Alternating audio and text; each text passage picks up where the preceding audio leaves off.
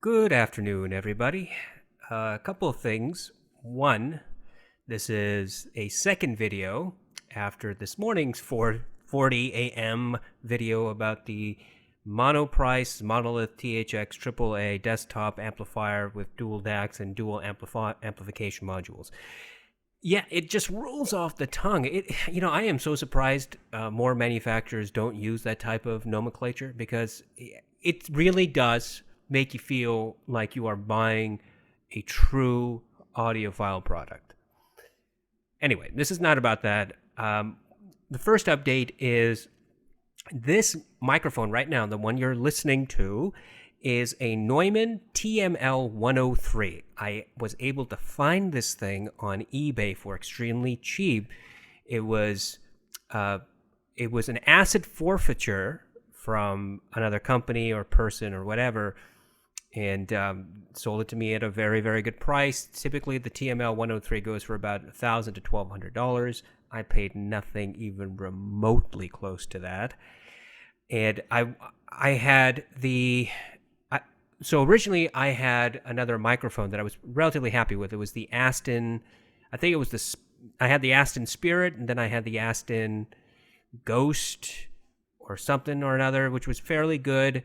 And then I got the LCT 940 and from Lewitt, and it's good. It just introduces a lot of noise that I didn't like, and I wanted something that was kind of a warm tonality. It has a warm tonality, and the Neumann kept coming up, but the price was simply not acceptable. And now I have the Neumann because I finally found it.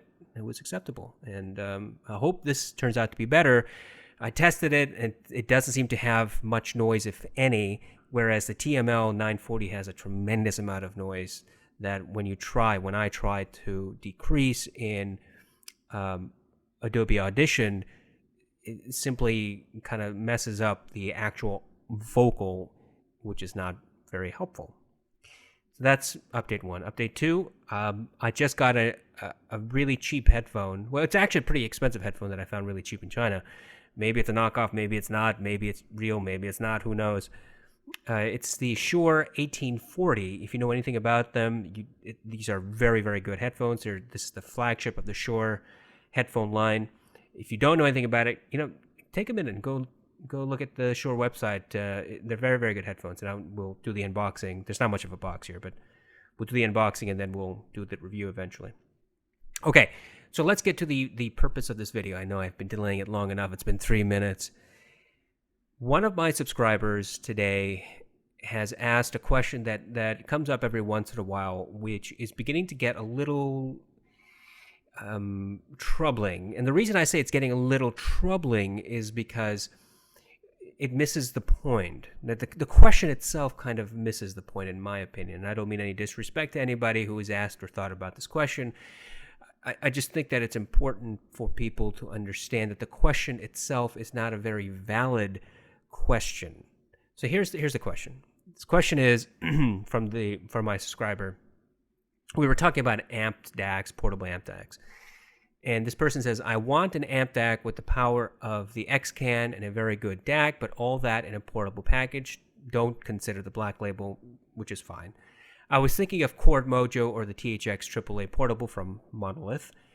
But you say, meaning but you say their DACs sound nothing exceptional and they have poor build quality, so what's it going to be?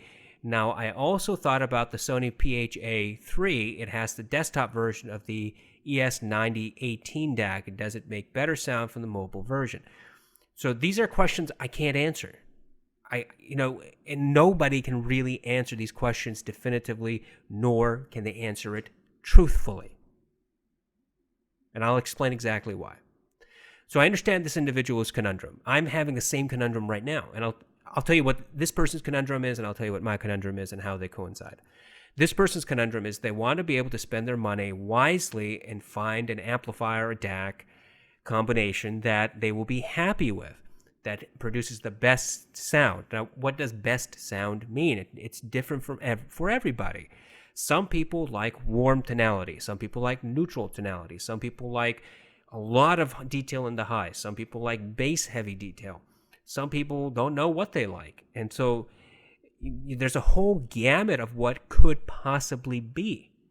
And it's not possible for me to tell you, tell this person which one is the best, because I don't know what this person means by the best, even though, we've tried to communicate. And I don't know if this person, him or herself, really knows what it is that they're really looking for.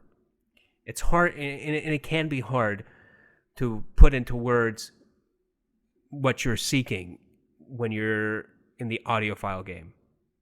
It's not easy trying to describe what you feel or how you want to feel by a particular piece of equipment, consequently by the music you hear through that equipment. That being said, I'll tell you what my conundrum is. So I have wanted a portable digital audio player that has a warm tonality, and I've been looking and looking and looking for it for weeks, and I can't find one. Now, I have an Astral & Kern SR15, which is good.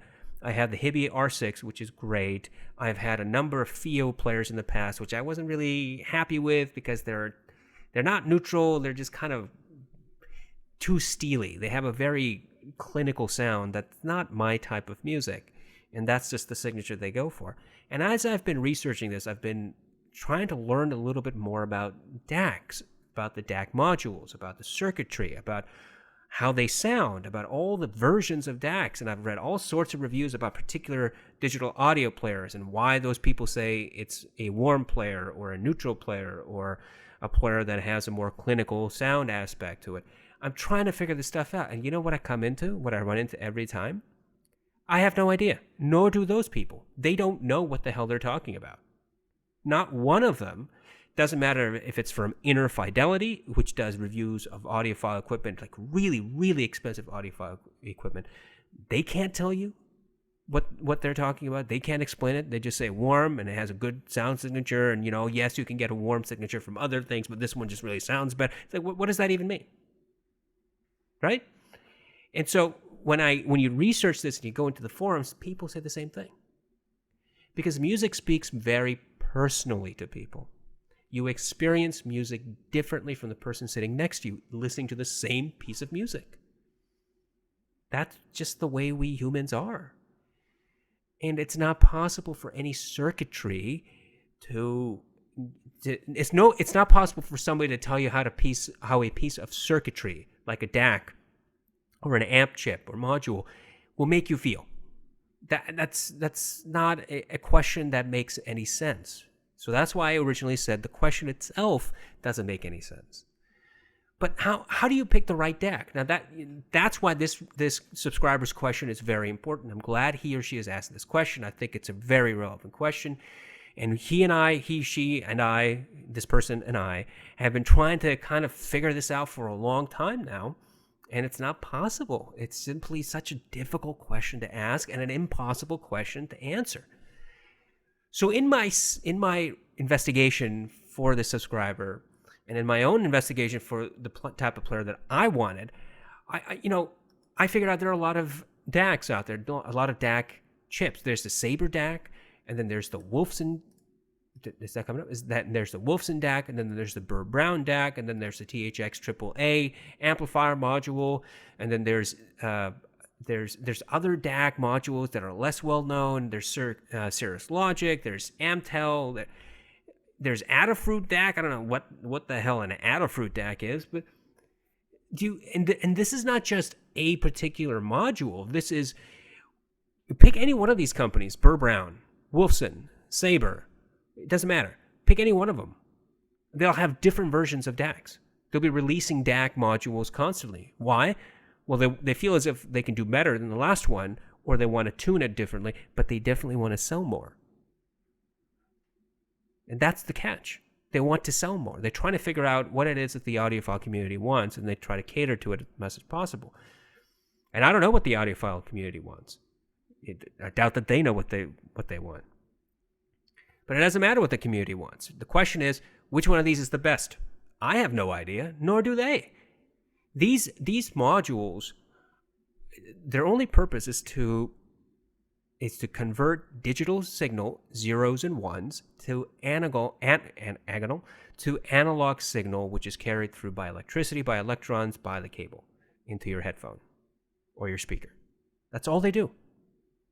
And when you open up one of these giant boxes, doesn't matter how big it is, it's a motherboard, and it's got some circuitry, and it's got some soldering, however you want to pronounce it, and it's got some chips, some modules. That's it. Sometimes they have power supplies built right in, sometimes they don't, whatever. And that's it. There's nothing particularly magical about these devices.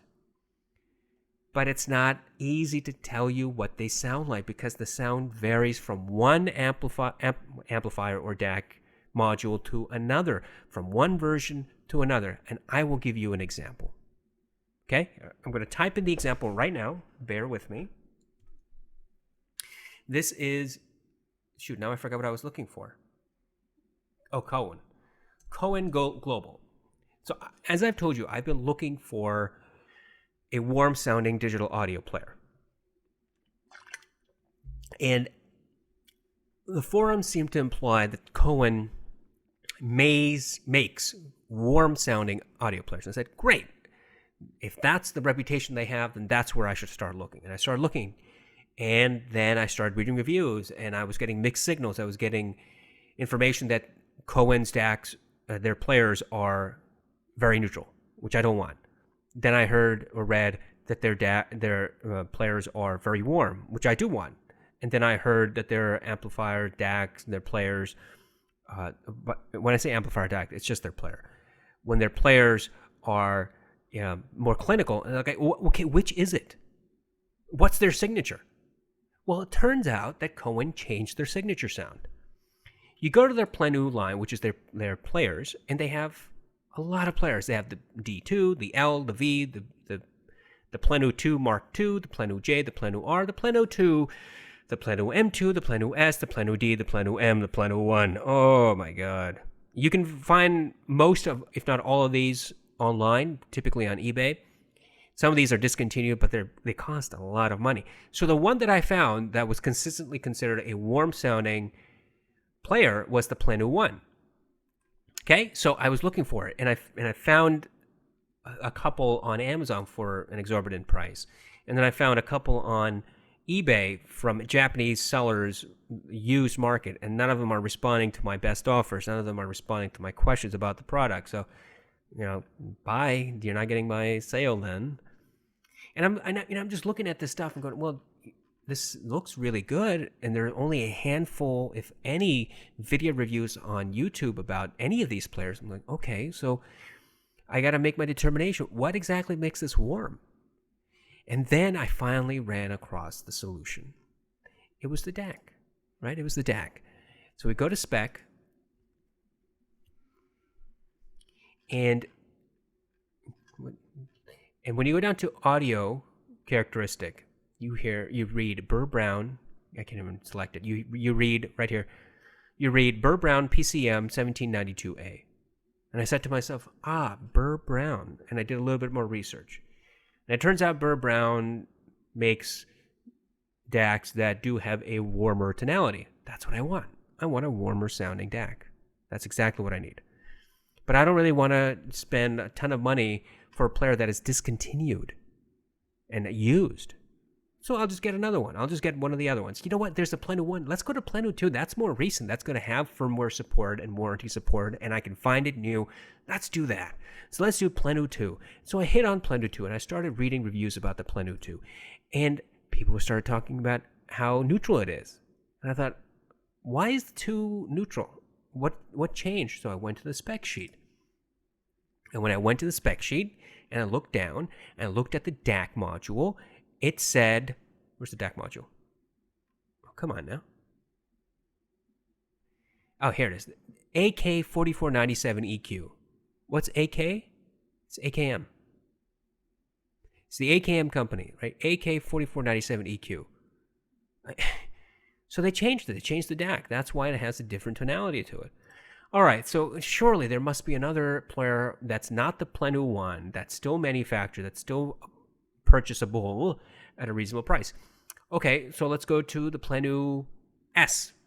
S sounds good. It looks good. It's got all these angles and all that stuff. And let's look at the spec sheet. And which one does that have? That one has, where is it? The Burr Brown PCM 1792A. Exactly the one on the Plenu 1. Perfect. But the S is at like $1,700. Ain't no way I'm paying $1,700.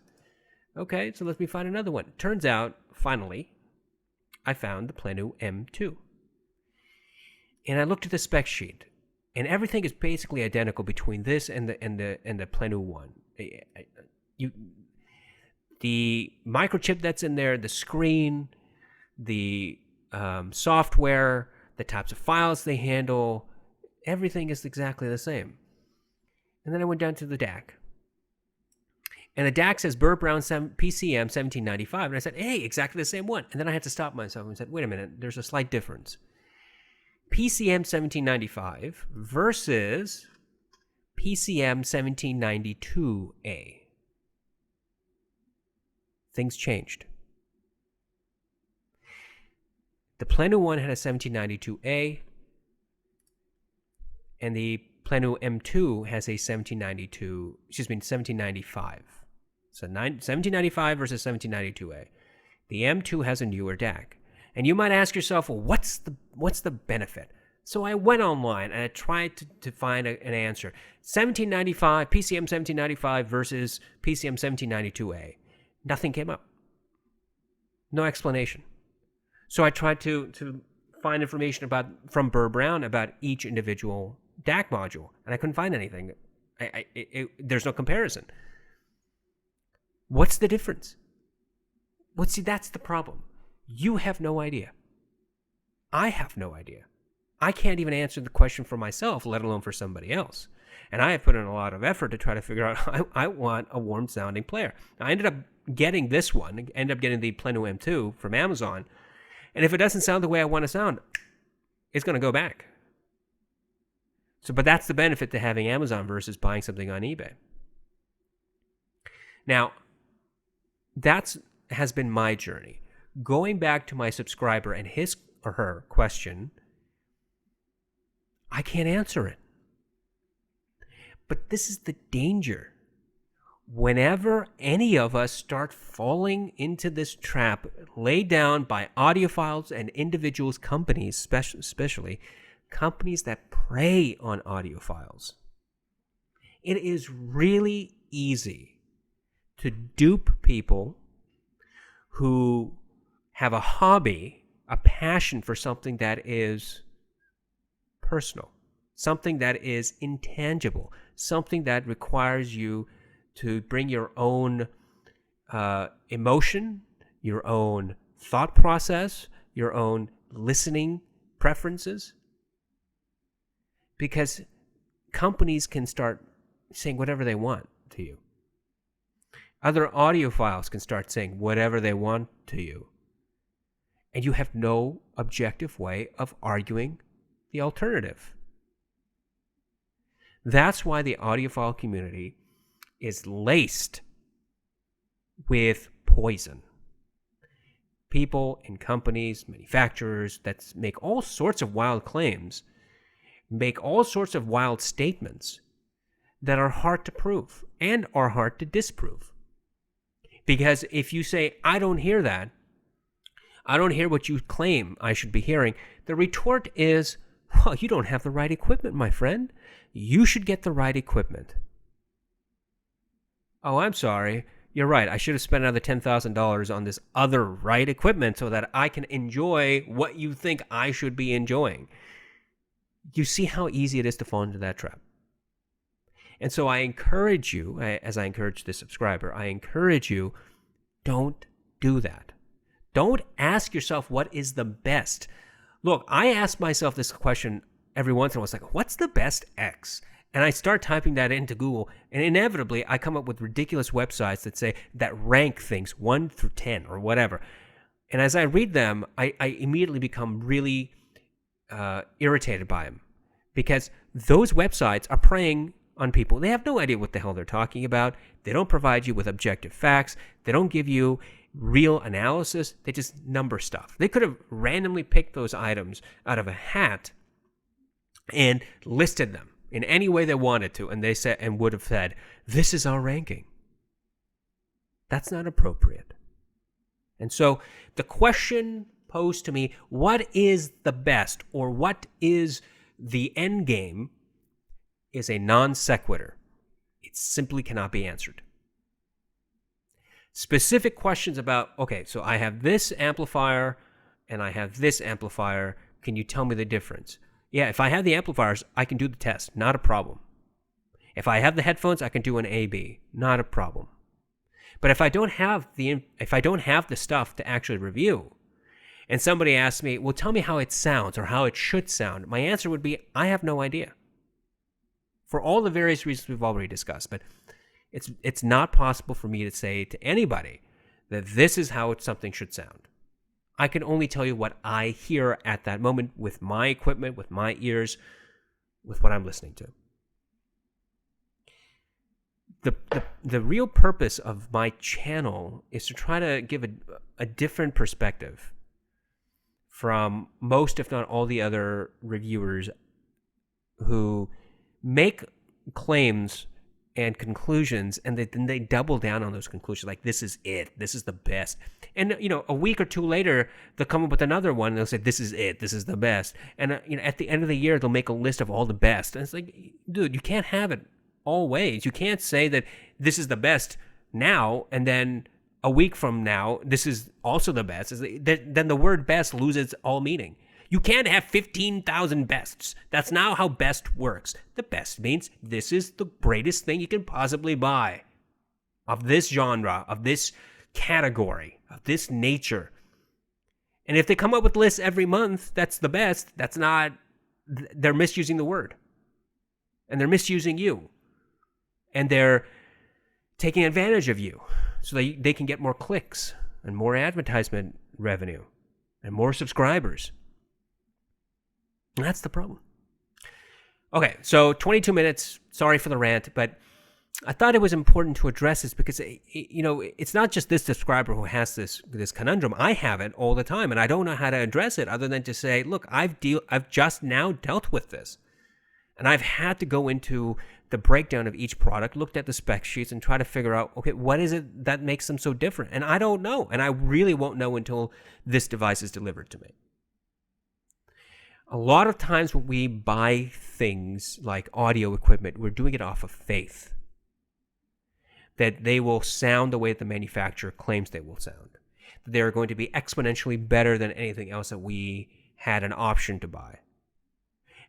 For comparison, the video this morning between the Monoprice THX desktop and the JDS Labs.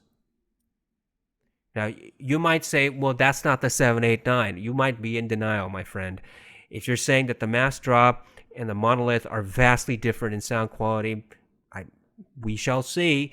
I will draw no conclusions. All I can say is I have both, and I have listened to both, but we will wait for judgment until the video is actually uploaded. Hint, hint. Fine. But there's not a huge difference. There's not a huge difference between the JDS Labs or the THX and the Monolith. Despite the fact that THX is supposed to be the best, the end game, the reference class, the benchmark. And frankly, shouldn't it be? Look at the specs. There's two THX AAA modules in that amplifier. There are 2 AKM DACs in that amplifier. It's got all sorts of wonderful connections. It's got a USB. It's got balanced out. It's got a menu system. That sucks, but it's got a menu system. It's got screen. It's got buttons and knobs and all sorts of radical things. And still, it cannot beat a simple thing like the JDS Labs. And I say it's simple, but the JDS Labs was a great device. How do you justify that? How do you say to yourself, this king of the hill, the THX, is the king for a reason? Well, the JDS Labs is standing right next to it on the hill. How do you coincide that? You can make excuses. You can say your ears are off, the equipment you're using is wrong, you didn't use the FLAC file throughout the whole test, whatever. There's no convincing some people. Okay, that went way too long. My apologies. But it goes so long. But you can tell me now, how does the microphone sound? I know it's going to be compressed by YouTube. I get it. I understand. But if you go back on YouTube and listen to my other videos, this morning was recorded on the Osmo Action camera. Frankly, that Action camera has a great microphone. I think it's fantastic.